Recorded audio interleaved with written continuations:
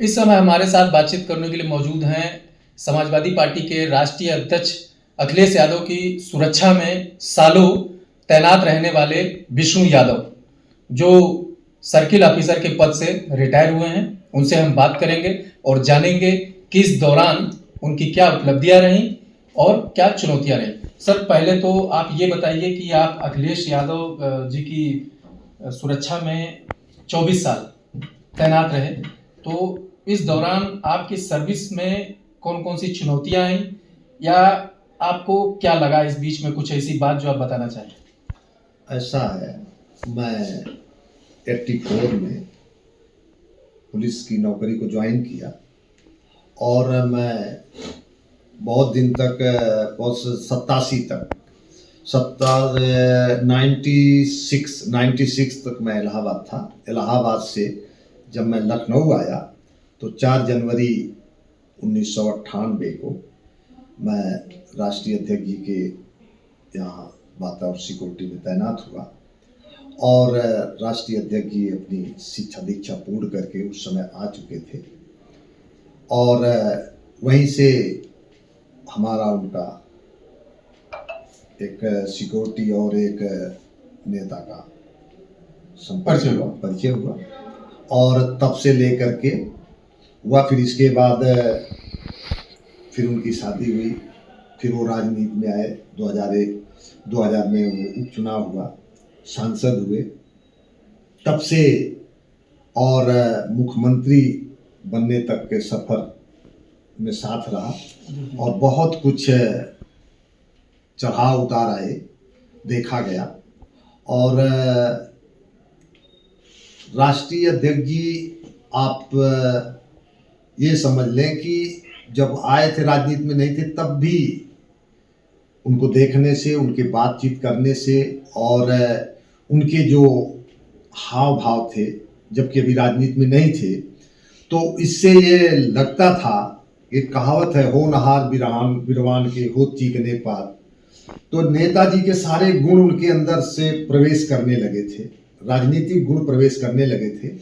और इन्हीं गुणों को देख करके सबसे पहले जनेश्वर मिश्र जी ने नेताजी पर दबाव डाला कि आप इसको राजनीति में इनको उतारिए, अगली पीढ़ी को राजनीति में लाइए।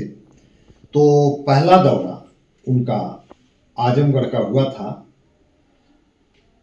नेता के तौर पे नहीं हुआ था। उनका पहला दौरा आजमगढ़ जो हुआ था, माननीय नेताजी के पुत्र के रूप में हुआ था। तब वो न सांसद थे, न पार्टी के किसी पद पे थे। मैं ये जानना चाहता हूँ कि आप 24 साल अखिलेश यादव की सुरक्षा में रहे।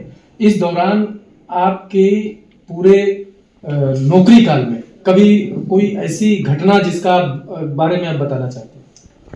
देखिए, बहुत घटनाएं हुई। उपचुनाव था भरथना का और वहाँ पर एक जो प्रत्याशी पहले अपनी पार्टी के थे, जो स्वर्गीय बलदेव सिंह यादव जी के पुत्र थे और वो पार्टी में थे। जब उनको टिकट नहीं मिला तो वो बीजेपी ज्वाइन कर लिए, जबकि उनके पिताजी समाजवादी पार्टी के सांसद थे। और उन्होंने बीजेपी से चुनाव लड़ा, टिकट मिल गया, बीजेपी की गवर्नमेंट थी। तो एक राष्ट्रीय अध्यक्ष जी का चुनावी जनसभा चल रही थी और उसके 10 दिन पहले ही इन्हीं के साथ, इन्हीं की गाड़ी में बैठ के घूमा करते थे। लेकिन जब टिकट उनको नहीं मिला, प्रदीप जी को टिकट मिला, प्रदीप यादव जी को टिकट मिल गया, तो वो बगावत करके भाजपा में चले गए और वहाँ से उन्होंने टिकट पाया और चुनाव लड़े। एक जनसभा हो रही थी तो उनका जुलूस निकला और उन्होंने उस जुलूस को, माननीय जी ने बोला कि आप आगे बढ़ा लो, लेकिन किन्हीं कारणों से उन्होंने वहाँ जुलूस को रोक दिया। तनाव हुआ, दोनों तरफ से पथराव हुए, उनके तरफ से फायरिंग हुई, गनर ने भी फायरिंग किया, प्राइवेट पिस्टलों से लड़के उनके जो थे फायरिंग किए। फिर इधर से हमने भी जवाबी फायर किया। सुरक्षाकर्मी के नाते। हाँ, फायर किया, करीब 8-10 राउंड हमने भी फायर किया था। फिर इसके बाद उधर के लोगों को भगदड़ हो गई, गाड़ियाँ टूटी उनकी, वो लोग चले गए। 10-20 लोगों के खिलाफ मुकदमा कायम हुआ, हमारे ऊपर भी मुकदमा कायम हुआ, FIR हुई। लेकिन माननीय नेताजी ने फिर और बातें ऊपर करके फिर उसमें जो कुछ भी हुआ हो फिर FR लगा, और ये सबसे बड़ी घटना। एक नेता ने अपने सुरक्षाकर्मी के साथ जो है आगे बढ़ के मदद की।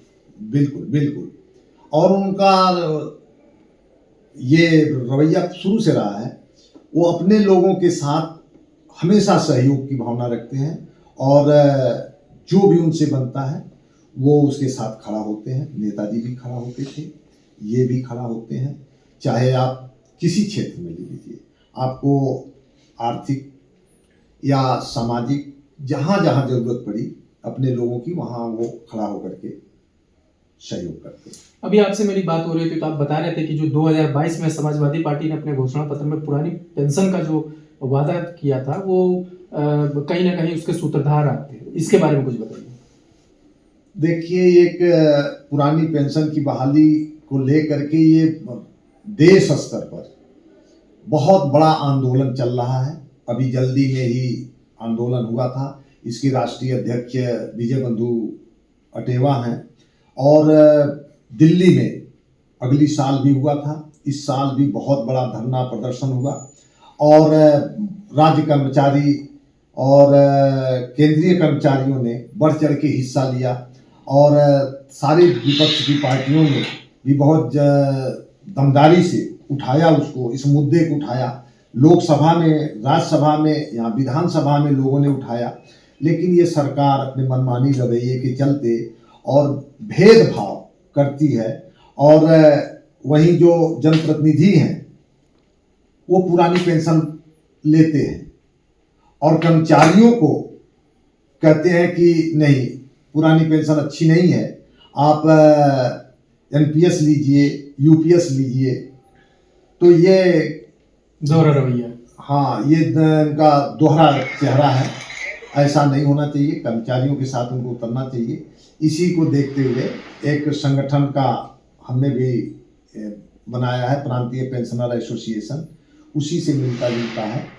जो कर्मचारी रिटायर्ड होता है तो वो क्या करता है कि उसको राशिकरण बोलते हैं, तो वो पैसा राशिकरण का एक मुश्त मिल जाता है। हम आपसे ये जानना चाहते हैं कि 2027 में समाजवादी पार्टी के मुख्य मुद्दे क्या रहेंगे और उसमें आपकी भूमिका क्या रहेगी? देखिए, राष्ट्रीय अध्यक्ष जी का पूरा खुला विजन है, उन्होंने PDA बनाया है, और ये जो PDA है, राष्ट्रीय अध्यक्ष जी इस PDA की आत्मा है, और बाकी सब PDA परिवार उसके छोटे छोटे हाथ पांव हैं, ये सहयोगी हैं, सब काम करते हैं। तो जो ये PDA फार्मूला है, यही 27 में सरकार बनवाएगा, और हम लोग राष्ट्रीय अध्यक्ष जी का जो दिशा निर्देश होगा, और जो भी हम लोग तो बहुत छोटे स्तर पर काम करते हैं, लेकिन जो भी सहयोग होगा हम लोग राष्ट्रीय अध्यक्ष जी के साथ उनके आदेश निर्देश का पालन करेंगे, और उसमें बढ़ चढ़ के हिस्सा लेंगे। 27 में सत्ता परिवर्तन का काम करेंगे, क्योंकि 27 में सत्ता परिवर्तन नहीं अगर होगा तो देश गड्ढे में चला जाएगा। युवा भ्रमित हो गया है, बेरोजगार हो गया है, शिक्षा पर कोई काम नहीं हो रहा है, स्वास्थ्य पर कोई काम नहीं हो रहा है, सिर्फ और सिर्फ यहाँ जुमलेबाजी हो रही है, लोगों को गुमराह किया जा रहा है, युवाओं को गुमराह किया जा रहा है, चाहे धर्म के नाम पर, जात के नाम पर, या हिंदू मुस्लिम के नाम पर, मंदिर मस्जिद के नाम पर इनको भटकाया जा रहा है, इनको उलझाया जा रहा है, इनको दूसरी दिशा में ले जाया जा रहा है, और इसी के आड़ में वो देश को गलत रास्ते पर ले जा रहे हैं, जहां देश में बेरोजगारी बढ़ रही है, अशिक्षा बढ़ रही है, प्राइमरी स्कूलों को बंद कर रहे हैं। ठीक, ये थे हमारे साथ विष्णु यादव, जो CEO के पद से रिटायर हुए हैं। पर्दे के पीछे रहने वाले ये विष्णु यादव वो हीरो हैं जिनके बारे में जनता, समाज या दूसरे लोगों को बहुत ज़्यादा जानकारी नहीं होगी। आज हमने इनसे बात की। इन्होंने जो 24 साल की सेवा में, चाहे नेताजी मुलायम सिंह यादव हों या फिर अखिलेश यादव समाजवादी पार्टी के राष्ट्रीय अध्यक्ष, उनके साथ इन्होंने काम किया है। सुरक्षाकर्मी के तौर पर उनकी सुरक्षा में जो है सक्रिय भागीदारी निभाई है। उनसे हमने जाना समाजवादी पार्टी 2027 में किन मुद्दों पर भाजपा को चुनौती पेश करेगी। लखनऊ से डायनामाइट न्यूज के लिए जयप्रकाश पाठक।